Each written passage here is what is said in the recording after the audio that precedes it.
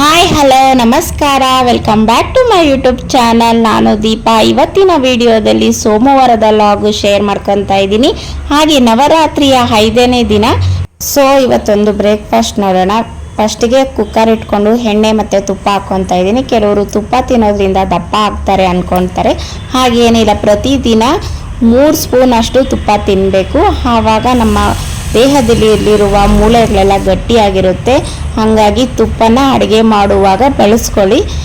ಎಣ್ಣೆ ತುಪ್ಪ ಬಿಸಿ ಆದಮೇಲೆ ಚಕ್ಕೆ, ಲವಂಗ, ಸೋಂಕಾಳು, ಪಲಾವ್ ಎಲೆ ಈ 3 ಹಾಕ್ಕೊಂಡಿದ್ದೀನಿ. ಸ್ವಲ್ಪ ಜೀರಿಗೆ ಹಾಕ್ಕೊಂಡಿದ್ದೀನಿ. ಅದು ಫ್ರೈ ಆದಮೇಲೆ ಸಣ್ಣದಾಗಿ ಚಾಪ್ ಮಾಡ್ಕೊಂಡಿದ್ರಲ್ವ ಈರುಳ್ಳಿನ, ಅದನ್ನ ಹಾಕ್ಕೊಂಡು ಕಲರ್ ಚೇಂಜ್ ಆಗೋ ಗಂಟ ಫ್ರೈ ಮಾಡ್ಕೊಂಡಿದ್ದೀನಿ. ಈಗ ಒಂದು ತರಕಾರಿ ಹಾಕ್ಕೊತಾ ಇದ್ದೀನಿ. ತರಕಾರಿ ಏನೇನು ತಗೊಂಡಿದ್ದೀನಿ ಅಂದರೆ ಆಲೂಗಡ್ಡೆ, ಬೀನ್ಸು, ನೌಕಲಿ 3 ಆದಷ್ಟು ಸಣ್ಣದಾಗಿ ಕಟ್ ಮಾಡ್ಕೊಳ್ಳಿ.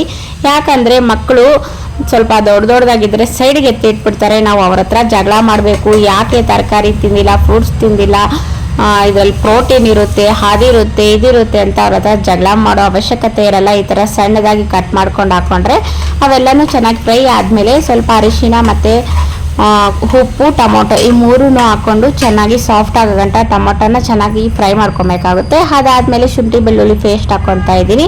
ಅದು ಹಸಿ ವಾಸನೆ ಹೋಗೋ ಗಂಟ ಫ್ರೈ ಮಾಡಿಕೊಂಡು ಇವಾಗ ಒಂದು ಸ್ವಲ್ಪ ಮೊಸರು ಹಾಕ್ಕೊತಾ ಇದ್ದೀನಿ. ಮೊಸರು ಹಾಕ್ಕೊಳೋದ್ರಿಂದ ಒಂದೊಳ್ಳೆ ಟೇಸ್ಟ್ ಸಿಗುತ್ತೆ. ಹಾಗಾಗಿ ಇವಾಗ ನೀವು ಖಾರಕ್ಕೆ ಅನುಸಾರವಾಗಿ ಖಾರದ ಪುಡಿ ಹಾಕ್ಕೊಳ್ಳಿ. ನನಗೆ ಎಷ್ಟು ಬೇಕೋ ಖಾರ ಅಷ್ಟು ಹಾಕ್ಕೊತಾ ಇದ್ದೀನಿ. ಹಾಗೆ 1 ಸ್ಪೂನ್ ಧನಿಯಾ ಪುಡಿ ಹಾಕ್ಕೊಂಡಿದ್ದೀನಿ. ಮತ್ತು ಇನ್ನೇನು ಮಸಾಲ ಹಾಕ್ಕೊತಾ ಇಲ್ಲ. ಇಷ್ಟೇ ಸಿಂಪಲ್ಲಾಗಿ ಒಂದು ಬೆಳಗ್ಗೆ ಒಳ್ಳೆ ಬ್ರೇಕ್ಫಾಸ್ಟನ್ನು ರೆಡಿ ಮಾಡ್ಕೊತಾ ಇದ್ದೀನಿ. ಹಾಗೆ ಕೊತ್ತಂಬರಿ ಸೊಪ್ಪು, ಪುದೀನ ಹಾಕ್ಕೊತಾ ಇದ್ದೀನಿ. ಇದೆಲ್ಲನೂ ಚೆನ್ನಾಗಿ ಫ್ರೈ ಆದಮೇಲೆ ಇವಾಗ ಅಕ್ಕಿ ಎಷ್ಟು ತಗೊಂಡಿರ್ತೀರೋ ಅಷ್ಟು ನೀರು ಹಾಕ್ಕೊಂಡು ಒಂದು ಕುದಿ ಬರೋ ಗಂಟ ವೆಯ್ಟ್ ಮಾಡಿ, ಆಮೇಲೆ ರುಚಿಗೆ ತಕ್ಕಷ್ಟು ಉಪ್ಪು ಮತ್ತು ಉಪ್ಪು ಖಾರ ಎಲ್ಲ ಕರೆಕ್ಟಾಗಿದೆ ಅಂತ ನೋಡ್ಕೊಳ್ಳಿ. ಇವಾಗ ಅಕ್ಕಿ ತೊಳೆದು ಹಾಕ್ಕೊಳ್ಳೋಣ. ಕುದಿ ಬರ್ತಾ ಇದೆಯಲ್ವ, ಚೆನ್ನಾಗಿ ಒಂದು ಕುದಿ ಬಂದರೆ ಚೆನ್ನಾಗಿರುತ್ತೆ. ಆಮೇಲೆ ಅಕ್ಕಿ ಹಾಕ್ಕೊತಾ ಇದ್ದೀನಿ. ಅಕ್ಕಿ ಹಾಕ್ಕೊಂಡು ಒಂದೊಳ್ಳೆ ಮಿಕ್ಸ್ ಕೊಟ್ಟು, ಸೊ ನನಗೆ ಸ್ವಲ್ಪ ಖಾರ ಕಮ್ಮಿ ಇದೆ ಅನ್ನಿಸ್ತು. ಹಾಗಾಗಿ 1 ಸ್ಪೂನ್ ಅಲ್ಲ, ಅರ್ಧ ಸ್ಪೂನು ಖಾರದ ಪುಡಿ ಹಾಕ್ಕೊತಾ ಇದ್ದೀನಿ. ಮತ್ತು ಹಾಕ್ಕೊಂಡು ಕುಕ್ಕರ್ ಕ್ಲೋಸ್ ಮಾಡಿ 1 ವಿಸಿಲ್ ತೊಗೊತಾ ಇದ್ದೀನಿ. 1 ವಿಸಿಲ್ ತೊಗೊಂಡ್ರೆ ಪರ್ಫೆಕ್ಟಾಗಿ ಸೀದೋಗ್ದಿರಾ ಪರ್ಫೆಕ್ಟಾಗಿ ಉದ್ರಾಗಿ ಬರುತ್ತೆ. ಅಂದರೆ 1 ವಿಸಿಲ್ ತೆಗೆದು ಗಾಳಿ ಹೋಗೋ ಗಂಟ ವೆಯ್ಟ್ ಮಾಡಬೇಕು. ಹಾಗೆ ವಿಸಿಲ್ ತೆಗಿಬಾರ್ದು. ವೆಯ್ಟ್ ಮಾಡಿ ತೆಗೆದ್ರೆ ಅದು ಹಬೆಯಲ್ಲಿ ಚೆನ್ನಾಗಿ ಬೆಂದಿರುತ್ತೆ. ಆವಾಗ ಉದ್ರಾಗಿ ಪರ್ಫೆಕ್ಟಾಗಿ ಬಂದಿರುತ್ತೆ. ನೋಡಿ, ಬಿಸಿಲೆಲ್ಲ ತಣ್ಣಗಾದ್ಮೇಲೆ ತೆಗಿತಾ ಇದ್ದೀನಿ. ಒಂಚೂರು ಮೇಲೆ ನೀರು ಏನು ನಿಂತ್ಕೊಂಡಿಲ್ಲ. ಮಸಾಲ ಎಲ್ಲ ಅನ್ನಕ್ಕೆ ಕರೆಕ್ಟಾಗಿ ಹೊಂದ್ಕೊಂಡಿದೆ. ಈಗ ಮತ್ತೆ ಸಂಜೆಯಿಂದ ವಿಡಿಯೋ ಸ್ಟಾರ್ಟ್ ಮಾಡ್ತಾ ಇದ್ದೀನಿ. ನಾನು ಆಲ್ರೆಡಿ ಹೇಳಿದ್ದೀನಿ ಪೂಜೆನ ನಾನು ಸಂಜೆ ಹೊತ್ತು ಮಾಡ್ಕೊತಾ ಇದ್ದೀನಿ ಅಂತ. ಬೆಳಗ್ಗೆ ತುಂಬ ಲೇಟ್ ಆಗುತ್ತೆ, 10-11 ಗಂಟೆ. ಹಾಗಾಗಿ ಬೇಡ, ಸಂಜೆ ಹೊತ್ತು ಮಾಡೋಣ ಅಂತ ಡಿಸೈಡ್ ಮಾಡಿಕೊಂಡು ಸಂಜೆ ಹೊತ್ತು ಪ್ರತಿದಿನ ಸಂಜೆನೇ ಮಾಡ್ತಾಯಿದ್ದೀನಿ. ಫಸ್ಟ್ 2 ದಿನ ಬೆಳಗ್ಗೆ ಮಾಡಿದೆ. ಸೊ 3ನೇ ದಿನದಿಂದ ಸಂಜೆ ಹೊತ್ತು ಮಾಡ್ಕೊತಾ ಇದ್ದೀನಿ. 6 ಗಂಟೆ ಕರೆಕ್ಟಾಗಿ ಮುಗಿಸ್ಕೊತಾ ಇದ್ದೀನಿ ಪೂಜೆನೆಲ್ಲ. ಸಂಜೆ ಹೊತ್ತು ಮಾಡೋದ್ರಿಂದನೂ ತುಂಬಾ ಪಾಸಿಟಿವ್ ಆಗಿದೆ. ಬೆಳಗ್ಗೆ ಮಾಡೋದು ತುಂಬ ಲೇಟ್ ಆಗುತ್ತಲ್ಲ, ಕೆಲಸ ಎಲ್ಲ ಮುಗಿಸ್ಕೊಂಡು ಮಕ್ಕಳೆಲ್ಲ ಸ್ಕೂಲ್ ಕಳಿಸ್ಕೊಂಡು ಮನೆ ಕೆಲಸ ಎಲ್ಲ ಮಾಡ್ಕೊಳೋದು. ಹಾಗಾಗಿ ಬೇಡ ಅಂತ ಹೇಳ್ಬಿಟ್ಟು ಸಂಜೆ ಹೊತ್ತೇ ಮಾಡ್ಕೊತಾ ಇದ್ದೀನಿ. ಸಂಜೆ ಹೊತ್ತು ಮಾಡೋದ್ರಿಂದ ಏನೋ ಒಂಥರ ಪಾಸಿಟಿವ್ ಆಗಿದೆ ನನಗೆ. ಹಾಗಾಗಿ ಇವಾಗ ರಂಗೋಲಿ ಹಾಕ್ಕೊತಾ ಇದ್ದೀನಿ. ಸ್ನಾನ ಎಲ್ಲ ಮುಗಿಸ್ಕೊಂಡು ಬಂದು ಮನೆ ಕೆಲಸ ಎಲ್ಲ ಮುಗಿಸ್ಕೊಂಡು ಬಾಗಿಲೆಲ್ಲ ತೊಳೆದು ಇವಾಗ ರಂಗೋಲಿ ಹಾಕ್ಕೊತಾ ಇದ್ದೀನಿ. ರಂಗೋಲಿ ಸಿಂಪಲ್ಲಾಗಿ ಹಾಕ್ಕೊತಾ ಇದ್ದೀನಿ.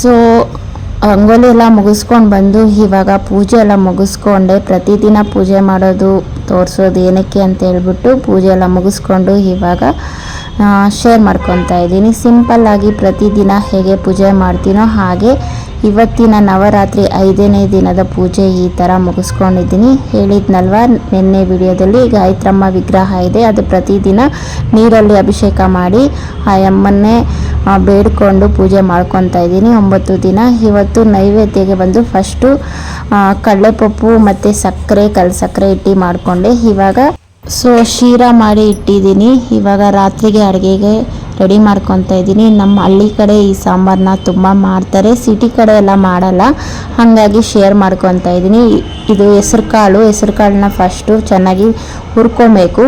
ಚೆನ್ನಾಗಿ ಫ್ರೈ ಮಾಡ್ಕೊಂಡಿದ್ದಾದಮೇಲೆ ಇವಾಗ ರುಬ್ಬೋದಕ್ಕೆ ಬೆಳ್ಳುಳ್ಳಿ ಮತ್ತು ಈರುಳ್ಳಿ ಒಂದು ಟೊಮೊಟೊ ಹಾಕ್ಕೊಂಡಿದ್ದೀನಿ. ಇದನ್ನು ಒಂದು ಸ್ವಲ್ಪ ಎಣ್ಣೆ ಹಾಕ್ಕೊಂಡು ಚೆನ್ನಾಗಿ ಫ್ರೈ ಮಾಡ್ಕೊಬೇಕು.